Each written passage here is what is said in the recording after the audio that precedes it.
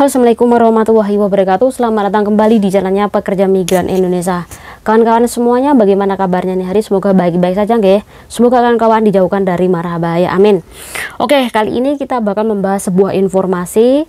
Namun sebelum kita membahas sebuah informasi, kawan-kawan ada yang bertanya nih di video kemarin mengenai BPJS.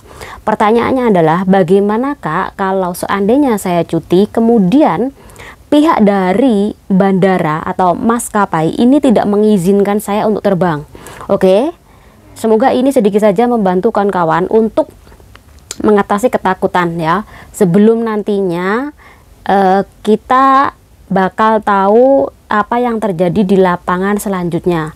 Jadi ini hanya perumpamaan aja ya.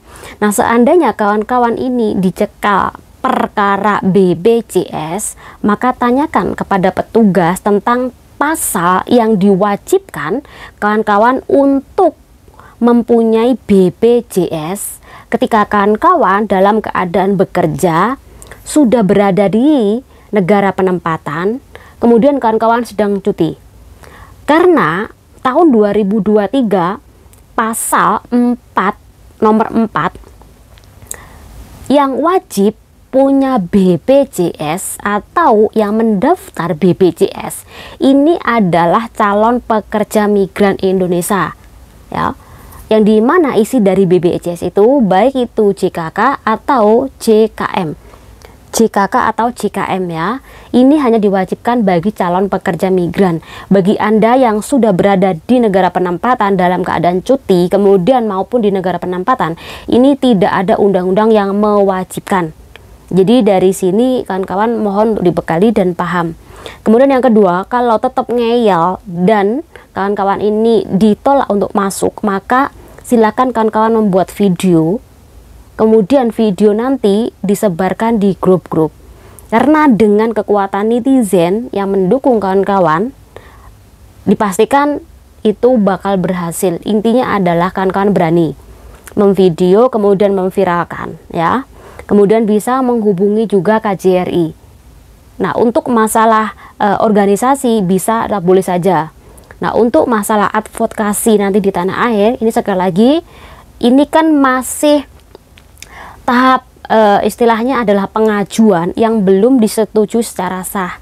Jadi advokasi tenaga kerja atau TKI ini belum mempermasalahkan hal ini ya, karena sekali lagi ini kan masih desas-desus dan ini bakal dijalankan apa enggaknya ini tergantung dari kawan-kawan semuanya. Mungkin kawan-kawan kalau kehilangan cuma 170 dolar Hongkong ini tidak masalah, tapi masalahnya yang menjadi problemnya adalah bagaimana prosedur pembuatan BPJS itu sendiri. Karena belajar dari masa lalu pembuatan KTKLN itu ribet di tengah jalan. Bahkan banyak sekali oknum-oknum yang dengan sengaja memanfaatkan kecepatan untuk membuat, menyediakan, melancarkan KTKLN. Akhirnya Anda membayar 1 juta, 1.500.000 sampai dengan 2 juta hanya untuk mendapatkan KTKLN secara cepat. Dan menunggunya bagi yang tidak mau membayar calo itu panjang, Mbak. Jadi dengan hal ini adalah sebuah PR besar bahwa adanya aturan baru ini malah merepotkan kawan-kawan ketika cuti ya. Ini yang harus kita bahas next ke depannya. Oke, hari ini kita bakal membahas tentang undang-undang kebisingan di tempat umum, yang dimana sebenarnya kemarin ya mungkin ada kawan-kawan yang belum begitu paham apakah undang-undang tersebut itu sudah disahkan apa belum, atau cuman masih di dalam nego. Karena yang saya baca ini masih di dalam nego, yang dimana ini baru 2 bulan ke depannya ini baru dibahas lagi, yaitu sekitar 8 Oktober 2023. Jadi kali ini channel ini bakal menjelaskan bagaimana tentang undang-undang ini, dan sebenarnya undang-undang ini sudah ada sejak lama. Ya, semoga dengan penjelasan ini kan paham, dan ini adalah penjelasan tentang undang-undang kebisingan di tempat umum. Undang-undang pengendalian kebisingan di tempat umum yaitu adanya denda sampai 10.000 dolar sini. Namun kawan-kawan, undang-undang seperti ini, masalah kebisingan ini sebenarnya sudah diatur dari sejak 1989, dan kemudian ini pernah ditambahin lagi atau mencakup lebih luas lagi tahun 1999.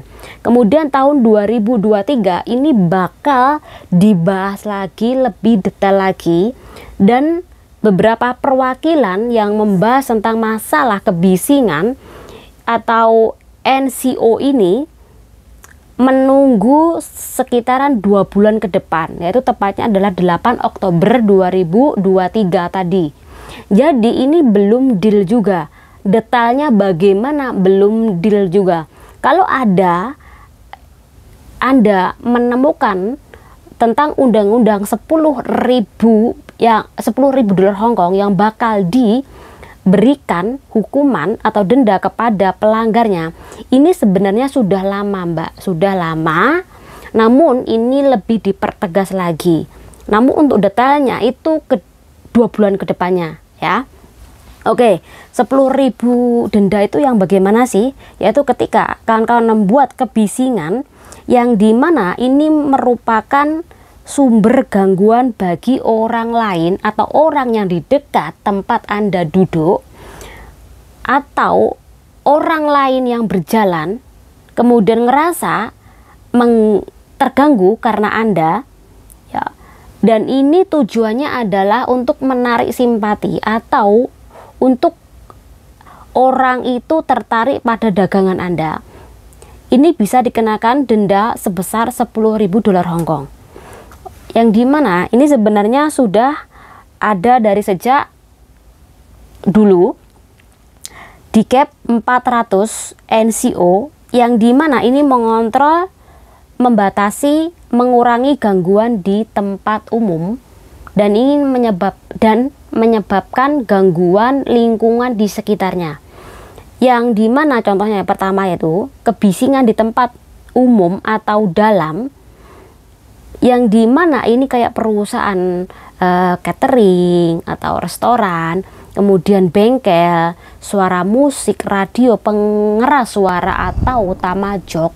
Ini sebenarnya sudah ada undang-undangnya, ya, yang dimana ini bakal adanya denda 10.000 dolar Hong Kong tadi. Kemudian yang kedua, kebisingan dari kegiatan konstruksi kayak ini, Mbak. Nah itu ya. Nah itu juga bisa kena denda sebesar 100.000 dolar sini sampai dengan 200.000 dolar Hong Kong, dan bisa ditambah per harinya sebesar 20.000 dolar jika tetap aja melakukan kegiatan kebisingan di tempat umum yang dilakukan oleh konstruksi tadi. Oke, kemudian yang ketiga, kebisingan dari sistem penyusup. Kawan-kawan mungkin kalau dekat sama mobil mungkin ada tut tut tut tut tut, atau mungkin kawan-kawan memasuki sebuah perumahan, kemudian perumahan itu ada bunyi kreng kreng kreng kreng kreng kreng karena dianggap kawan-kawan ini adalah penyusup kan. Nah itu juga ada aturannya kan kawan, yaitu bisa kena denda sebesar 10.000 dolar sini dan penjara 3 bulan. Nah nanti yang di akhir kawan-kawan simak yo, simak jadi biar paham lagi. Kemudian yang keempat adalah kebisingan masing-masing di tempat parkir. Jadi ada mobil yang glare gereng. Ini juga tidak boleh kawan-kawan. Ya, kemudian yang kelima, kebisingan di tempat kendaraan yang bermotor. Itu kenapa?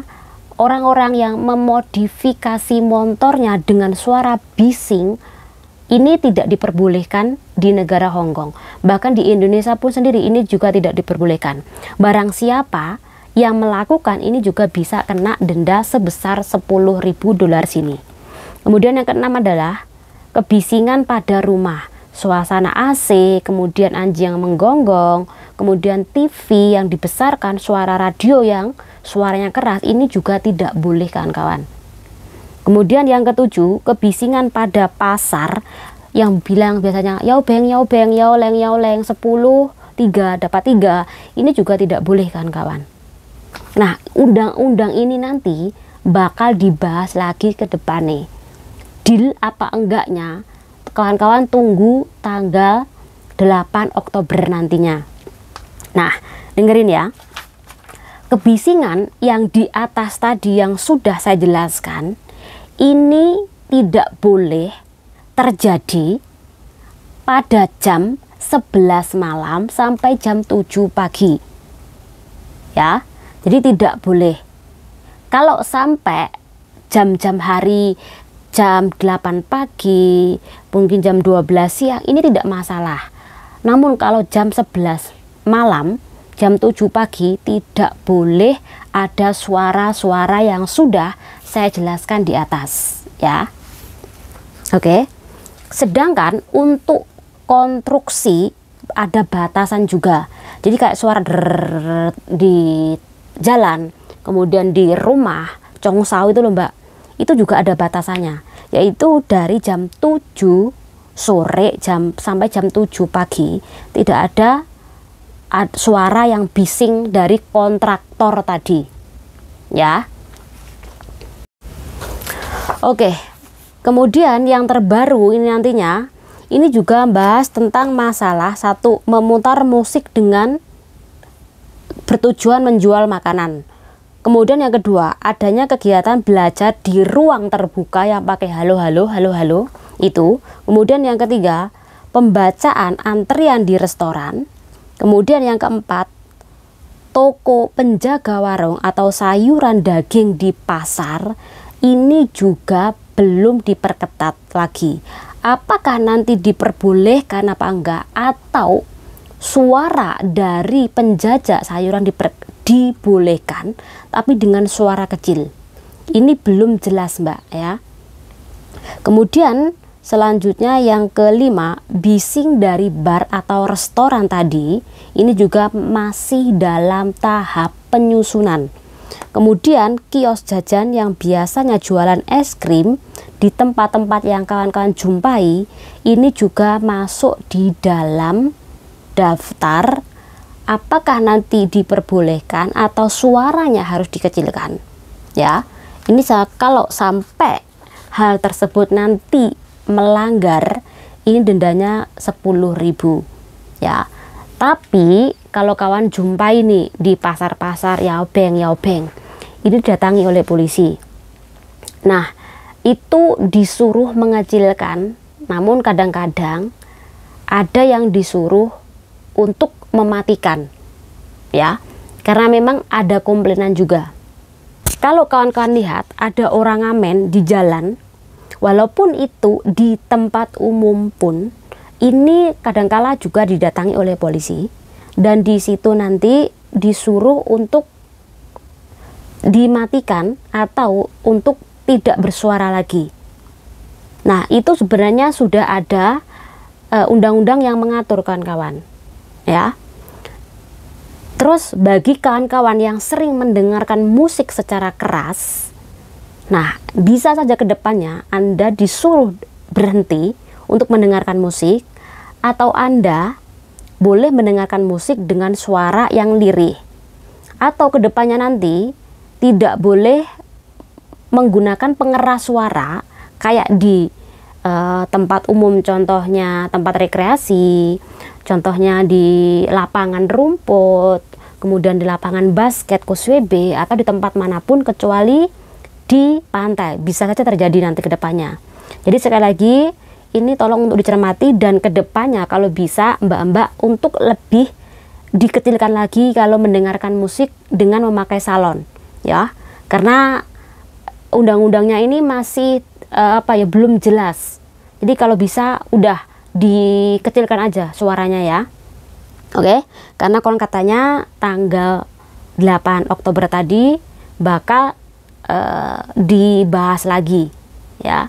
Oke, bagi kawan-kawan semuanya nih, kalau seandainya si bos Anda menyuruh sampean kerja pada malam hari, Sebenarnya kan kalau sampai menimbulkan suara kan, ini kan tidak boleh dan bisa dilaporkan. Jadi kalau sampai ada bos yang menyuruh sampai kerjanya dimulai dari pagi bahkan sampai jam 2 pagi, tetap aja sampai disuruh kerja, buatlah gaduh. Karena ketika gaduh, orang flat di bawah ke di atas ini bisa melapor. Jadi kawan-kawan, ini adalah salah satu teknik ketika kawan-kawan disuruh kerja sampai lembur padahal gajinya standar ya. Mungkin pertanyaan kawan-kawan, kenapa sih kok dibahas ulang padahal dulu sudah ada, kok sekarang kok diperketat lagi? Ini karena memang banyak banget pengaduan kawan-kawan. Dari pengaduan cuman 179 ini menjadi 544 2022.